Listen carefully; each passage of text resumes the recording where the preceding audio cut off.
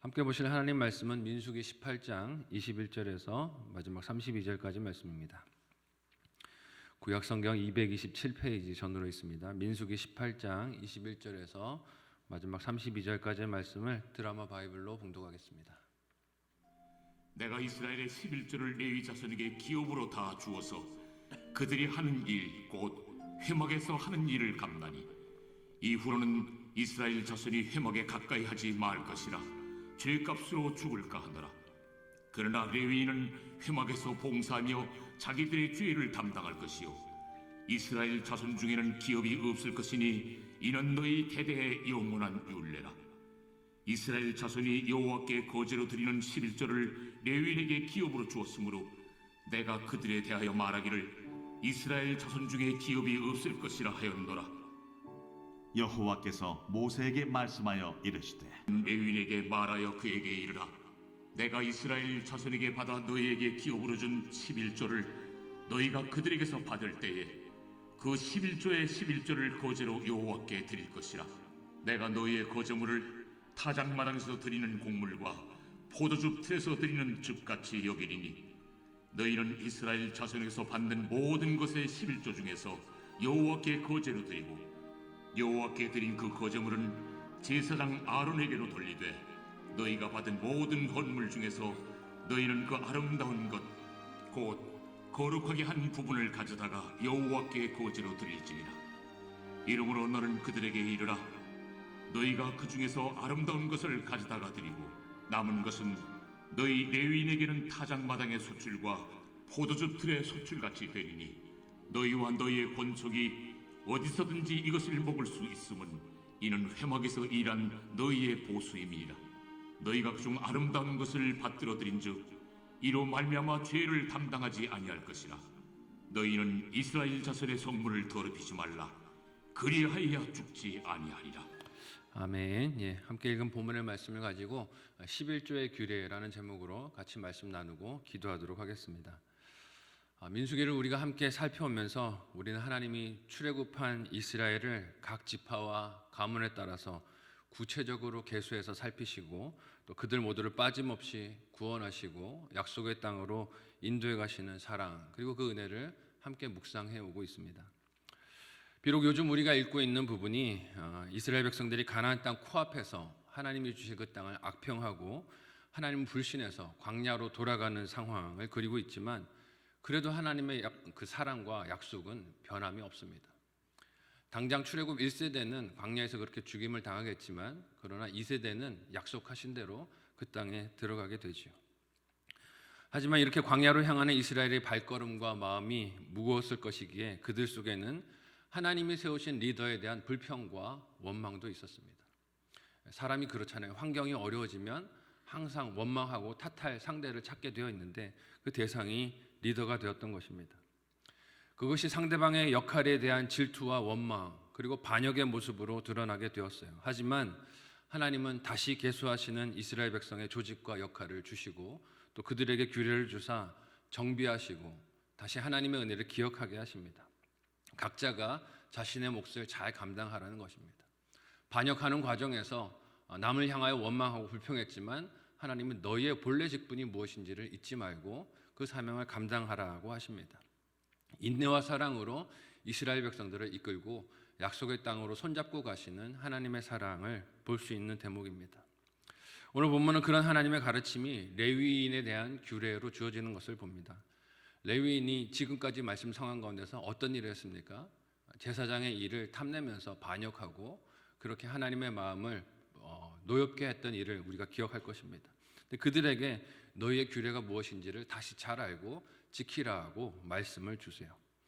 이스라엘 백성 중 레위인을 향해서 어떤 의무를 하나님께서 주시며 다시 기억하고 일깨우게 하십니까? 함께 본문 21절에서 24절을 같이 한 목소리로 읽어보도록 하겠습니다. 같이 읽습니다. 시작. 내가 이스라엘의 11조를 레위 자손에게 기업으로 다 주어서 그들이 하는 일 곧 회막에서 하는 일을 감나니 이후로는 이스라엘 자손이 회막에 가까이 하지 말 것이라. 죄값으로 죽을까 하노라. 그러나 레위인은 회막에서 봉사하며 자기들의 죄를 담당할 것이요 이스라엘 자손 중에는 기업이 없을 것이니 이는 너희 대대의 영원한 율례라. 이스라엘 자손이 여호와께 거제로 드리는 11조를 레위인에게 기업으로 주었으므로 내가 그들에 대하여 말하기를 이스라엘 자손 중에 기업이 없을 것이라 하였노라. 아멘. 함께 민수기 본문을 묵상하며 살폈지만 레위인들은 어떤 존재입니까? 이스라엘의 모든 처음 태어난 장자들을 대신해 하나님의 소유로 드려진 사람들이 레위인들입니다. 그래서 그들에게는 특별한 사명을 주셨죠. 성막을 관리하고 성막이 옮겨질 때 그것을 지고 옮기는 일을 하나님께서 맡겨주셨습니다. 이 역할을 제사장의 것들과 비교하면서 반역을 일으켰던 고라와 같은 자들도 있었지만 모세는 레위인들이 하나님께 받은 사명이 결코 작은 것이 아니라고 이야기를 했었어요. 너희가 받은 사명이 작은 것이 아니라 제사장들과 비교하면서 이렇게 반역할 일이 아니라고 했던 것을 우리가 기억할 것입니다. 하나님 그렇게 성막을 관리하며 이동하는 역할을 맡은 레위인들이 다른 지파에 속한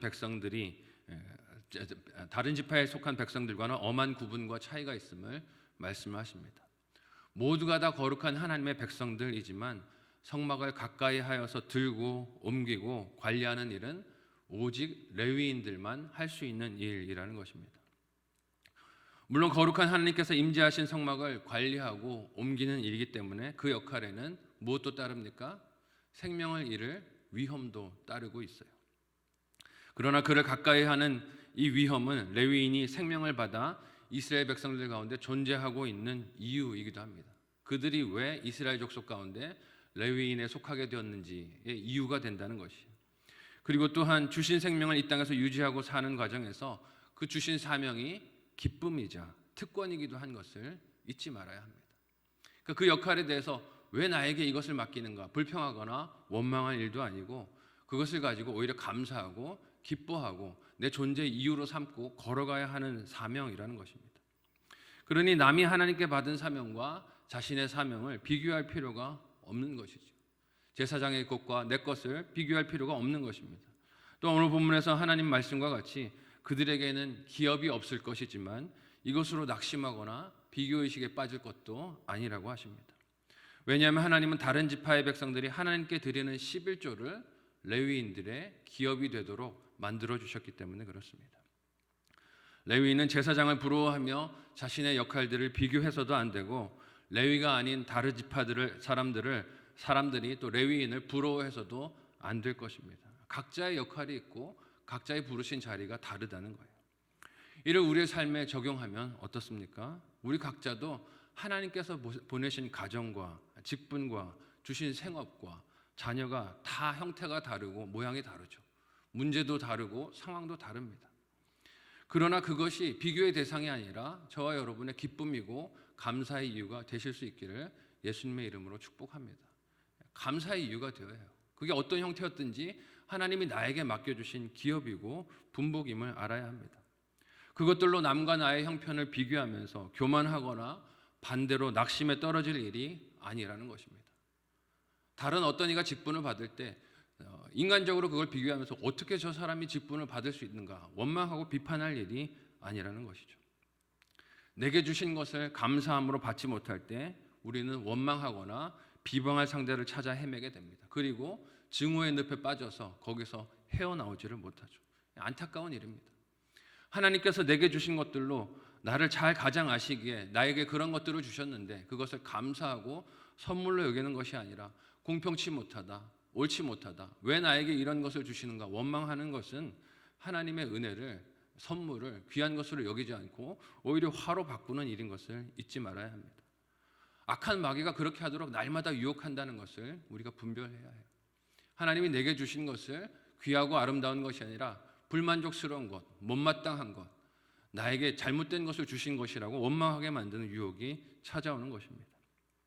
이어서 하나님은 레위인들에게 그들의 몫으로 온 이스라엘 지파들에게 받을 11조를 어떻게 사용해야 하는가 하는 것을 말씀하십니다. 함께 25절에서 29절까지 본문을 한 목소리로 읽어보도록 하겠습니다. 같이 읽습니다. 시작. 여호와께서 모세에게 말씀하여 이르시되 너는 레위인에게 말하여 그에게 이르라. 내가 이스라엘 자손에게 받아 너희에게 기업으로 준 11조를 너희가 그들에서 받을 때에 그 11조의 11조를 거제로 여호와께 드릴 것이라.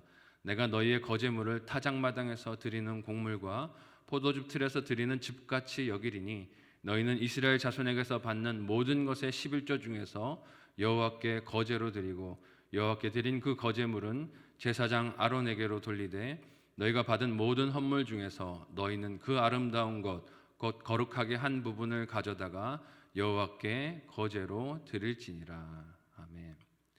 다른 지파의 백성들이 하나님께 드린 11조를 레위 지파에게 하나님께서 기업으로 허락해 주셨습니다. 하지만 그렇다고 해서 레위인들이 그들 몫의 11조를 책임지지 않아도 된다는 뜻은 아니에요. 하나님께 드려진 11조를 그들이 기업으로 받았으니 자신들은 그 의무가 없다고 하지 않습니다. 레위인들도 무엇을 하나님께 드려야 합니까? 그들 몫의 11조를 하나님께 드리라고 말씀하세요. 하나님은 다른 이스라엘 지파들과 달리 레위인들이 그 백성들이 드린 11조가 그들의 수입이 되도록 인도해 주시지만 그 가운데서도 다시 11조를 구분해 하나님께 드리라고 하십니다. 이는 다른 지파의 백성들이 하나님께 드리는 소출의 11조와 같이 역임을 받기 때문이라고 말씀하세요. 너희가 다른 지파들처럼 기업을 받고 거기서 목축을 하고 농경을 해서 수입을 얻는 것은 아니지만 11조를 하나님이 그들에게 주시는 것은 그것과 똑같은 수입으로 하나님이 여기시니 그 중에 11조를 하나님께 드리라고 하십니다. 이미 하나님께 드린 11조에 다시 11조를 구별하여 드리라고 하시니 하나님이 돈에 너무 집착하시는 거 아닌가라고 꼬인 인간의 마음을 생각할 수 있겠지만 그런 의미가 아닙니다. 하나님께서 레위인들에게 그들에게 주신 기업에서도 11조를 구별하여 드리라는 것은 어떤 의미가 있습니까? 비록 그들이 거룩한 임무로 회막에서 봉사하도록 부름을 받았다 할지라도 그런 거룩한 일을 할지라도 그들도 역시 하나님의 구원하시는 은혜를 입은 자임을 잊지 말라는 것입니다. 하나님이 주시는 은혜로 생명을 받고 구원을 받은 하나님의 백성인 것을 11조로 신앙 고백하라는 거예요. 내가 하나님의 소유되었습니다 하는 것을 신앙 고백하십니다.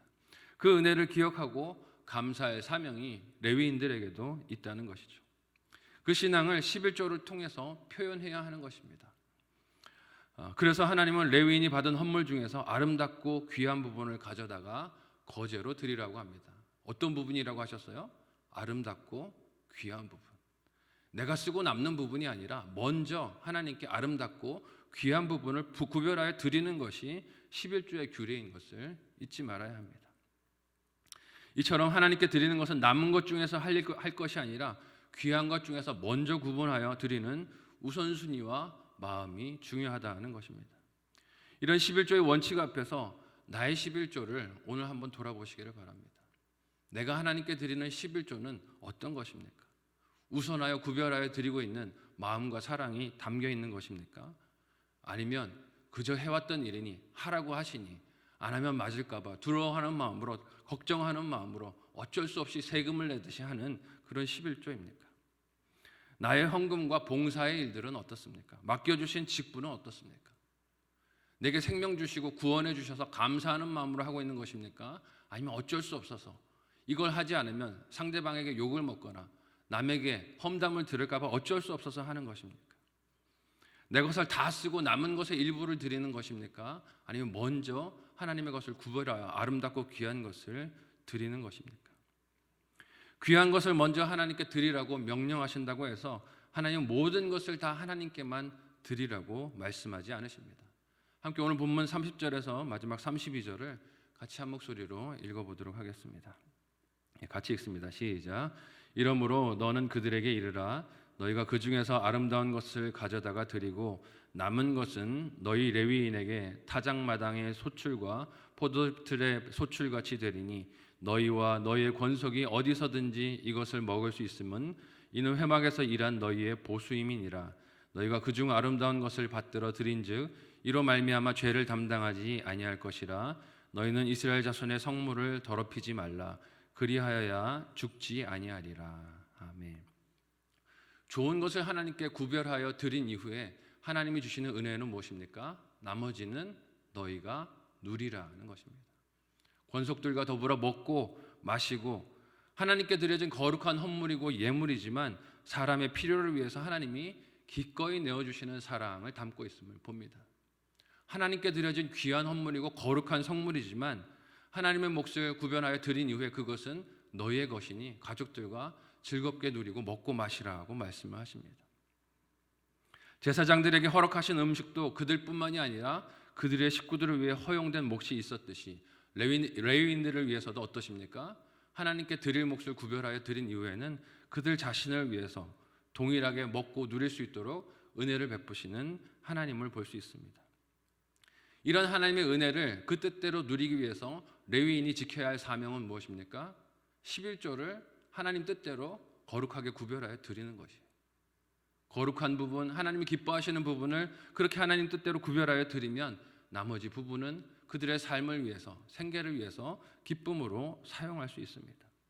그렇게 거룩하게 구별하여 하나님께 11조를 드리는 것이 욕심으로 성물을 더럽히지 않는 순종이며 신앙 고백이기도 함을 하나님은 오늘 말씀에서 우리에게 보여주십니다.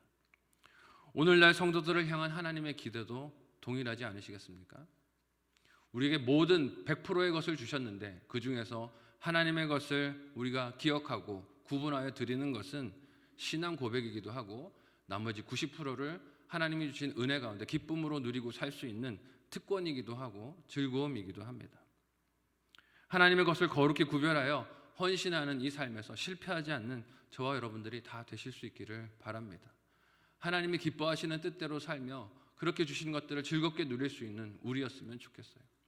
하나님이 주신 것을 기쁨으로 이렇게 사용하고 쓸 수 있음에도 불구하고 하나님의 것을 탐내며 욕심을 부리며 그 가운데서 걱정과 염려로 인색한 마음으로 하나님께 드려서 하나님이 내게 주신 것이 기쁨이 아니라 괴로움이 되지 않았으면 좋겠습니다. 우리가 하나님께 드리는 모든 헌신과 11조와 또 봉사의 삶이 이런 하나님이 원하시는 기쁨의 모습이 될 수 있기를 예수님의 이름으로 간절히 축복합니다. 아멘.